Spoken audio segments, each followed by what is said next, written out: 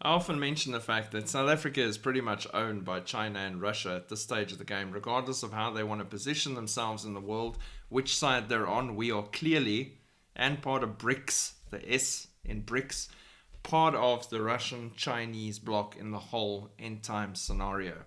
And now, this article that came out in South Africa, and there's two of them, the one follows the other, beautifully illustrates that. And there's various other articles. There's almost a schism in government at the moment because of Ramaphosa's comments to Putin at the BRICS summit, where he was saying about Russia being such a absolutely beautiful and perfect friend for us and has been for so long.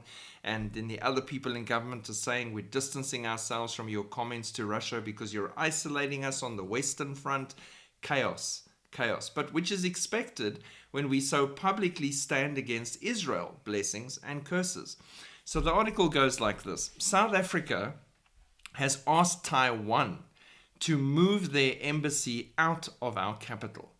South Africa asked Taiwan to move its unofficial embassy out of the administrative capital of Pretoria, according to the South African Foreign Ministry last week, Friday. The South African Foreign Ministry said it gave Taiwan a reasonable time frame of 6 months to relocate its unofficial embassy, which is known as the Taipei Liaison Office.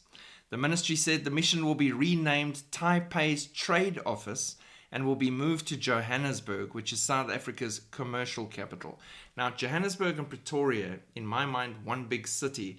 They are literally sitting right next to each other. So the capital and then the administrative side on this side. Relocating what will be rebranded as trade offices both in Taipei and in Johannesburg will be a true reflection of the non-political and non-diplomatic nature of the relationship between the Republic of South Africa and Taiwan, the ministry said. The Taiwanese Foreign Ministry said it would reflect on a response that would help safeguard the self-governing island's sovereignty. If the South African government insists on submitting to China and changing the status quo, the Ministry of Foreign Affairs will study and formulate all possible responses in order to safeguard the sovereignty and dignity of our country, said Taipei's ministry. Meanwhile, Beijing welcomed the move publicly. We appreciate South Africa's correct decision to relocate the Taipei Liaison Office in South Africa out of Pretoria.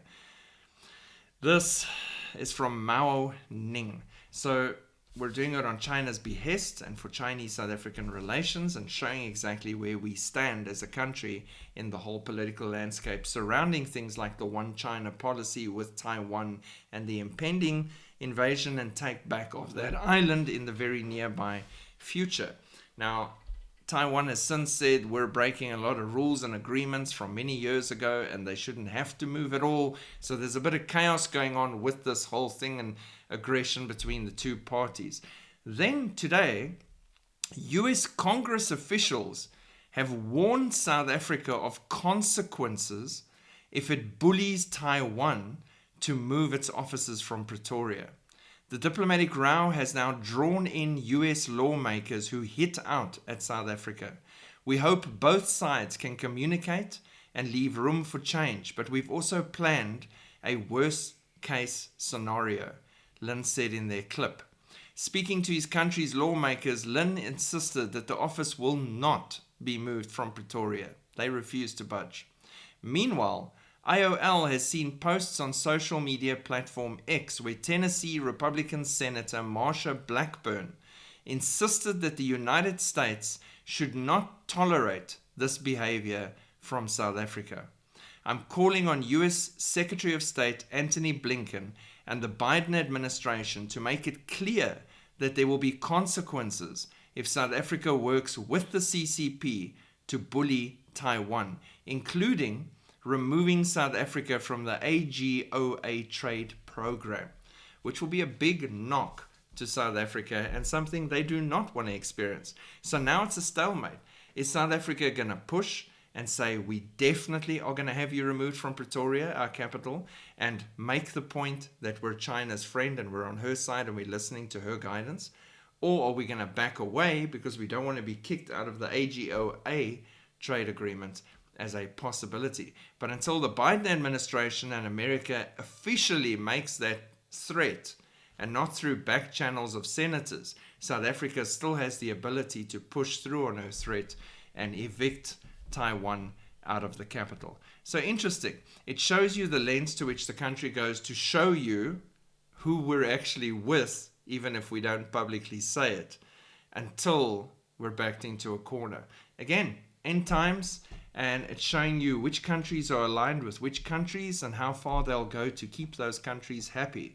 And there are, as much as the world wants to cry isolation for Russia and China and places like that, if you just look at the BRICS conference and how many countries came and how many wanted to join, become members, or have started the process to become members, you cannot really, as a thinking person, say they're isolated or they're struggling.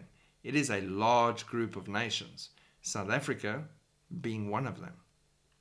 God bless. Keep looking up. Shalom.